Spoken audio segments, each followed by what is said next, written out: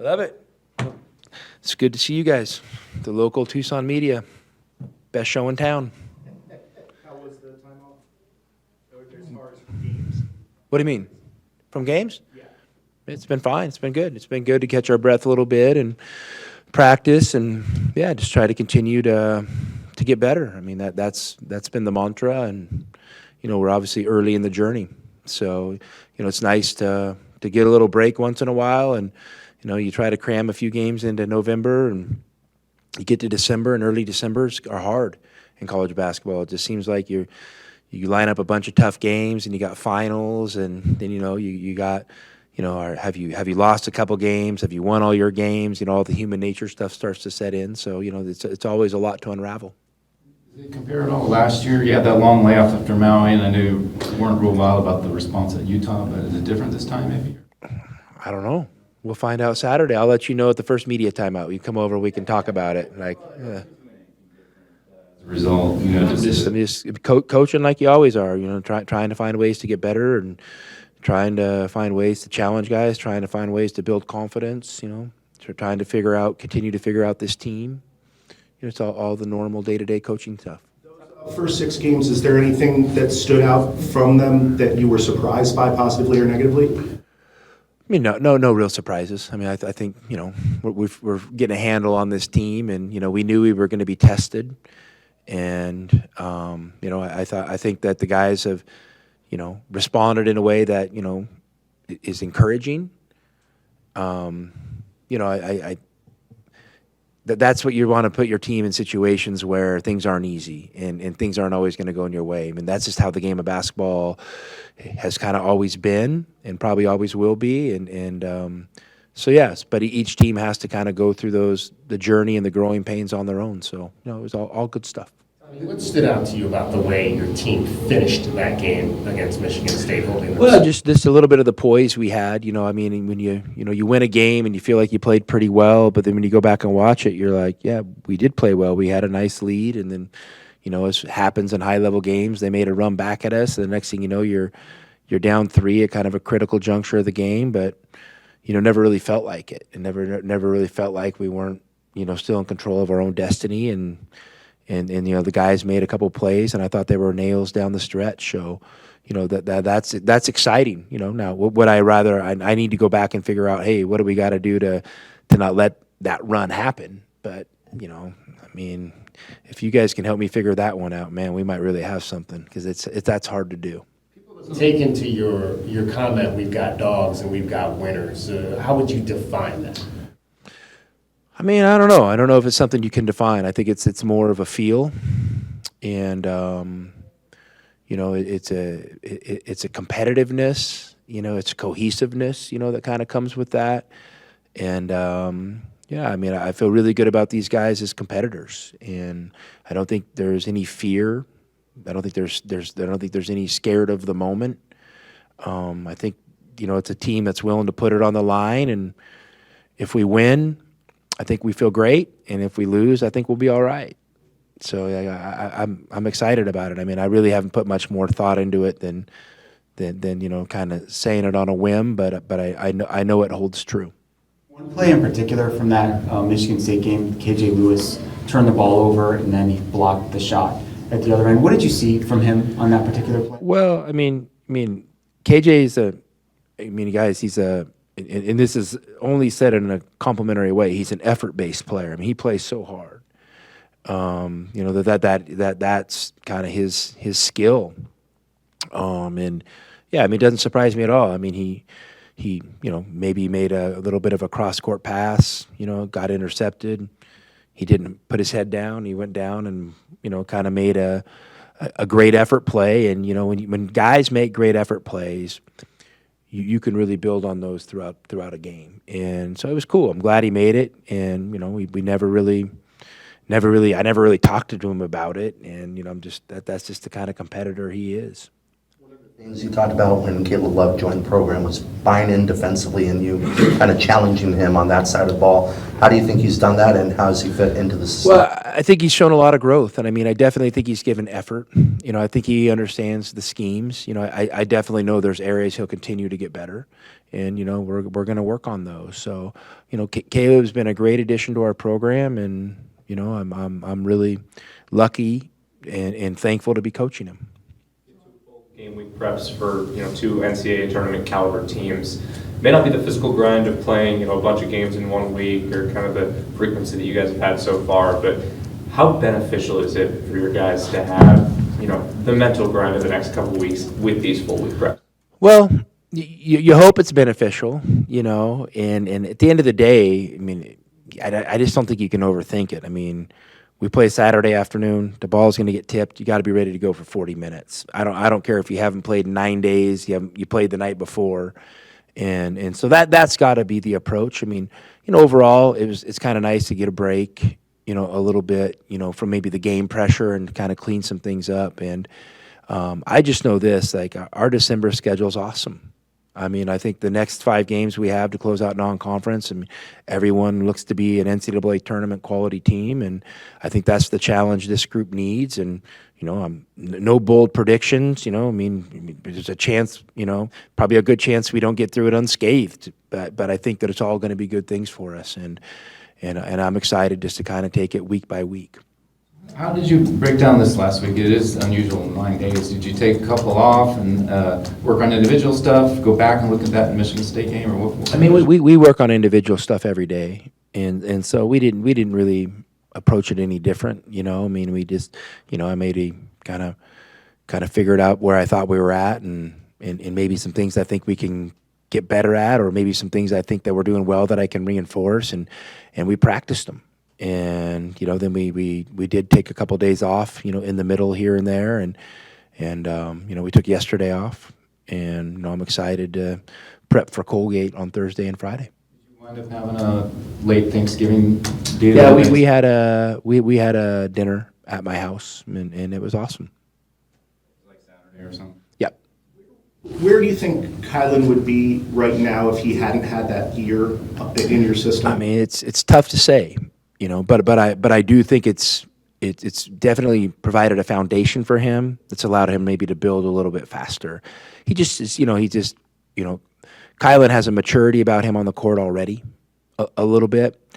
But just having that 1 year where you actually are really kind of learning things maybe you've never been taught before, I mean, conceptually some stuff it's a huge advantage. And then going through those struggles that come in that first year, it's a huge advantage to have that behind you. And so, I think Kylan's in a sweet spot as a player right now where I think there's a big jump, just this waiting there for him to take it. And, I'm not saying he needs to take it or is going to take it in the next game, but I think just we're going to see that trend in the next month or two where he's really going to continue to grow as a player, just with the foundation he's building on from last year, and the real experience and responsibility he's gaining, this year with our team.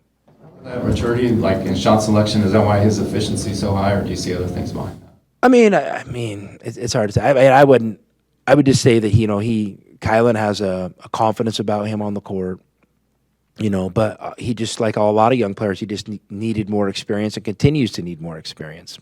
But obviously I'm really happy where he's at, and I mean, it's, but we're 6 games into a long season, so there's he's not going to get a medal for playing well in the first 6 games. You got to continue to get better, and he knows that, and we're coaching him that way. Umar's free throw numbers are down. What, if anything, are you asking him to work on in that respect? And I mean, Umar just got to hang with it. He's got to hang with it. He puts work in on his free throws. He's just got to hang with it, and I think we'll get him back on track with that. And it's just kind of one of those things that just doesn't come as easy for him maybe as it does other players. But you also got to understand you got to tap into those strengths, and one of his strengths is he gets fouled a lot. He gets fouled a lot. Other teams' bigs are in foul trouble. And it's always a good thing when the other team's bigs are in foul trouble. And so I really value that. So, for me, I'm okay with how Umar shoots free throws. I don't really stress out about it. Banged up at all, and is that maybe playing a role? If so, just or psychologically? I don't know, Bruce. I mean, you've been saying he that seems a pretty couple healthy. times. I mean, he's had a few things here and there, but like this normal nicks and bruises, nothing worth anything. I mean, he's fine, and he's going to play fine, and he's going to have a great year for us. And he's already he really helps us in a lot of these games. So I'm all in on Big O. We're about a month out from when Henry got hurt. Do you have any update on his timeline? I mean, he's getting closer. I mean, it's he avoided a major injury, which was good, and I've seen him shooting on the side a little bit and even jumping in a drill here and there. But he's not allowed to do contact or anything like that yet. So we're just going to kind of take a wait and see attitude and make the best decision for Henry and the best decision for the program as we move forward. A point where you may start to consider redshirting? I mean, you don't have to. So, let's see how the season goes. Let's see how the health of the overall team goes. Number one thing, let's see how Henry's health is, and where he's at physically, psychologically, conditioning. I mean, all these things have to kind of align. So, Henry and I, we've talked about it, and I think we're definitely in a healthy place with, how we want to handle it. In terms of Kylan and his growth this season, how much did the experience with Team USA and playing internationally help him? Well, but I think it helped him, because I don't think it was perfect, and I think he struggled a little bit. But I think adversity and struggle is a great teaching tool. So I think that we were able kind of to tap into some of that, some of his experience there and help him grow. And I don't think he was satisfied with how he played or happy with how the team ended up doing. But we've used that as a teaching tool to help him gain more experience to further his development as a player. You've said accurately that you're just at the beginning of this journey, but it's kind of always mock draft season. Those mock drafts are always out there. We like to talk about them and write about them. I'm sure the players see them. Do you talk to the players ever about them? Not at all. Or ignore them? No. I live in reality. I don't live in mock or hypothetical world. So, you know what? I don't at all. And, there's nothing of value that's going to help a player reading his name in a mock draft early in a basketball season. So, we don't address it. And, when we get down towards the end of the season or in the postseason and they're considering their options, we go through everything when it matters. I saw ESPN today credited your system for helping Keyshawn kind of elevate his stock. I mean, is that something that I don't know what his stock is, and I didn't know he was a stock that was traded on a market. So Keyshawn's a good basketball player. And you know what? Keyshawn's one of these guys whose best days are ahead of him. And Keyshawn came from a really solid program. And, and he's really improved as a basketball player over the course of his college career. And, now, maybe he's finally at a stage of his development where he's able to kind of take advantages of the next step. And maybe a little bit of it's playing at Arizona, but maybe a lot of it's just Keyshawn where he's at in his career and he's ready. Any connections that led to this game, Colgate? Do you know Matt Langle or any? I know Matt. He not real well. Matt and I spent some time as court coaches at USA Basketball together. But this is what I know. He's a good coach. And, watching his team play, it's fun. It's fun to watch him play as a coach because they do some really unique things. And, and it's, obviously I can tell the way he coaches and the way his team plays. He's a really good coach who's not afraid to think outside the box. He's got smart players. They've been to the last 3 NCAA tournaments in a row.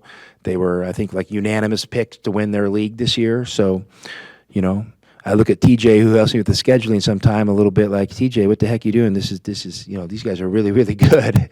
And we chose to play them. And he just laughs at me. But these are the type of games we want to play. And I got a lot of respect for Matt and a lot of respect for, what his program has done and what he's built, and we're expecting a real battle on Saturday. Sound like a Princeton system necessarily, but did they remind you at all of Princeton in any sense of veteran guys? I want you and I to go to Bob Dobbs, and I want you to explain to me what the Princeton system is in your eyes, because I think it's a very overused term. Okay. But they, do you know Princeton could run our offense? They could run Arizona's offense at Princeton, and it would still be the Princeton offense. So it's. Listen, he's a good basketball coach. Here's a mid-major program that's always seemingly in the tournament or making a bid for it. They've got veteran guys. I don't see many things I would equate to the Princeton system as I know the Princeton system. We're going back to Pete Carrell, but they are very well coached, very sound in their approach. They have good players. You know, they've had an ability to really shoot the ball from the perimeter over the years. They have multiple guys they post up. So like, yeah, I mean, it's just a really sound, well-coached basketball team who probably doesn't have many elements of the Princeton system as you are thinking of them in their system. And more is like you said, like sound veteran players. They take their time looking for shots that have high assist to field goal ratios, things like that. I mean, listen, they're just a good basketball team. They're efficient, and they play a really good style of basketball that's really effective for them. Program when they're able to achieve year-over-year consistency as a mid-major in the portal era when you see so many mid-major players jumping in the portal every year.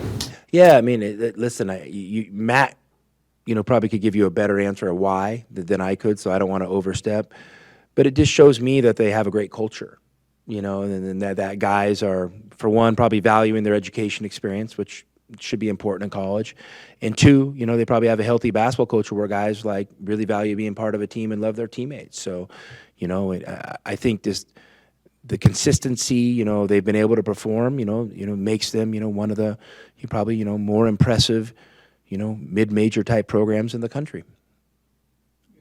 Chance to catch up with Carter Bryant, you finally got cleared there. It looked like it was. I mean, just the little texting back and forth, but hey, these kids are running around. They're busy, school, practice, this type of stuff. So, I try not to bother him too much, but I know, we might have coaches that went and saw him play and things like that. And Carter's going to be a great player here. You mean that transfer, you had to miss a little bit. I was wondering if you sensed he was any kind of frustration or anything for him. I mean, nothing that I feel comfortable commenting on. I mean, I think they got the result that they wanted, and I know they did things according to how they needed to do them. So I mean, I'm excited for him, and I'm just excited for him to have a great senior year, and then excited for him to come here, and excited to get the opportunity to coach him.